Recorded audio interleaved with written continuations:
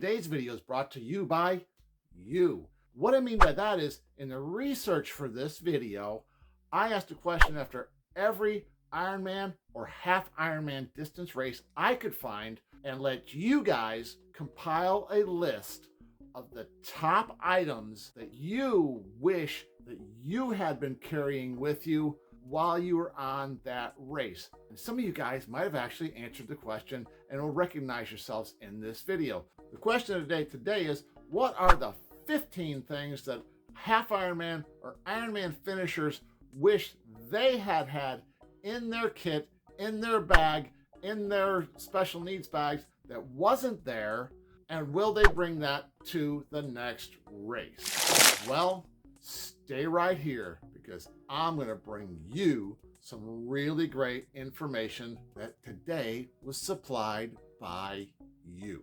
Okay, so now let's take a look at the top 15 items that people wish they had with them in their Ironman or half Ironman race. And this can scale all the way down to a sprint race. You don't want to forget any of these things. If you get value from this though, jump down below, give me a thumbs up. It really helps the channel to grow. Number 15, and this is one that a couple of people talked about, and that's toilet paper. Simply put, they wish they had brought their own roll of toilet paper to the race because porta potties didn't have it. Number 14 is one that you see right here behind me. That's my trusty bike.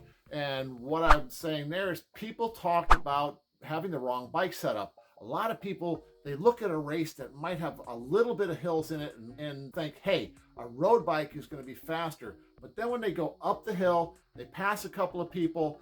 Then when it's time to go fast on the flats, they're just getting passed left and right. It's a bad idea to bring a road bike to a triathlon race, regardless of how hilly it is, because most triathlon races have more flats than hills. Road bike out, bring your tri-bike and be ready to go. The next item that people talk about all the time, and it was really surprising me, is a towel.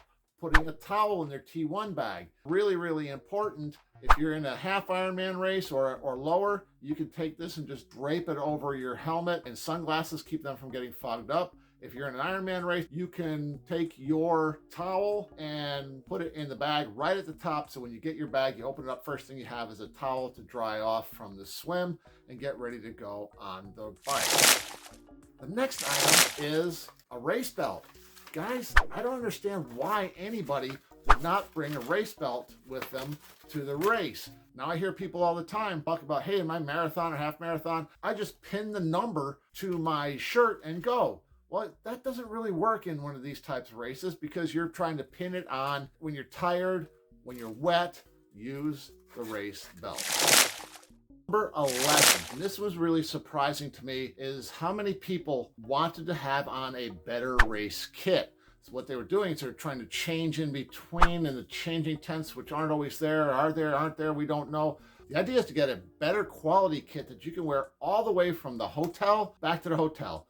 Put it on in the morning, wear it until you're done, and take it off in the evening. I use CCN myself. I love the material they're made of, and I get my custom kits done one at a time. Check out the link down below in the description for any of the items that you see in this video. Number 10, and that's anti-fog. Something that you put on your glasses, on your goggles, on your sunglasses to keep them from fogging up in the morning and during your swim. I like this Foggies company right here. You take these on and you put them on nice and smooth and easy. Leave it thick, let it dry out, no fog whatsoever. Number 9, and it surprises me how many people ask the question in all of the Facebook groups that I'm in, and how many people make the mistake of not wearing their wetsuit in a wetsuit legal swim. The wetsuit is faster, the wetsuit is easier to swim in, you swim high in the water, you use up less energy, and if it fits right, you absolutely don't even know that you have it on. So make the right decision. Wear your wetsuit in every wetsuit legal swim. Now I've made a video on the 3 biggest questions that you have about wetsuits, including how to get it off fast. You'll see the little flag pop up above. You can go check that one out later, but make sure you stick around till the end of this list.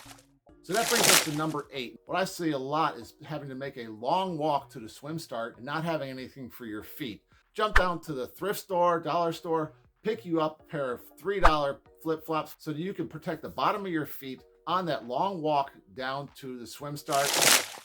This doesn't surprise me at all, because when I did Ironman Louisville in 2018, we went to the swim start in a driving rainstorm, and I was one of the few that actually had an umbrella. Now, this was a lifesaver. I was able to stand under the umbrella, and one of the reasons why I think I finished the race is because I had my umbrella with me. Number 6 is chamois butter. It's a lubrication that you put on, well, between you and your bike seat. You can put this on after the swim, after you dry off with your towel, or if it's a wetsuit swim, what I like to do is I like to put a lot of it on. You don't get enough water, totally dissolve it. So chamois butter is number 6. Number 5 surprises me. A lot of people think that the race support is going to have enough repair vehicles on the road to help you out in case of a flat. But more often than not, you find that you're sitting around for a half hour, 45 minutes, an hour waiting for someone to show up. Make sure you pack a quality flat repair on your bike. If you're doing a race with a special needs, throw a spare tube, throw a tire, throw a CO2 cartridge in that bag. You never know when that will save your race. Number 4, sunglasses. People who don't wear sunglasses in the race, they go out on the run or even on the bike without eye protection, and it might be cloudy in the morning, but it clears up. I love these. They're Rock Bros. I'll put a link down below in the description. Very inexpensive, look as good as anybody's, wear quite well. I like the photochromatic. If you've seen some of my videos in the past, I love photochromatic. That brings us to our top 3. But before we go there, we want to thank our sponsor, JSCoachingSystems.com, and their 10-week for $10, yes, $1 a week, sprint triathlon training plan. Find the information down below in the description, $1 per week. Number 3 on our list, again, one of the things that really surprised me is how many people wish they had worn socks. You've trained for months. You have worked so hard to get to this event, and to save a couple of seconds in transition, you end up with blisters on your feet and a ruined race. Number 2, sunscreen. I like these little tiny ones. You can stick them in your jersey pocket, throw on your special needs bag's bike, throw on your T1 bag. Have these things ready to go, because there's nothing worse than running at night totally, completely sunburned. When it starts to cool off, it starts to really mess with your head and take you off your game. Now, folks, that brings us to our number 1 item that people did not bring with them to the race that they wish they had, and that is a proper nutrition plan. Folks, you have to train for nutrition as well as for swim, bike, and run. My next video that I'll be making, I am going to give you my nutrition hack I use for all my long training on all my long races. Check it out in the flag above or at the end of the video. I can't stress enough that the nutrition that you use in the race be something that is second nature to you by the time of the race. If you got value from this video, go down below, hit subscribe, ring the bell, leave me a thumbs up, leave me a comment on the one thing that you're going to add your race kit in the future. This is Coach John.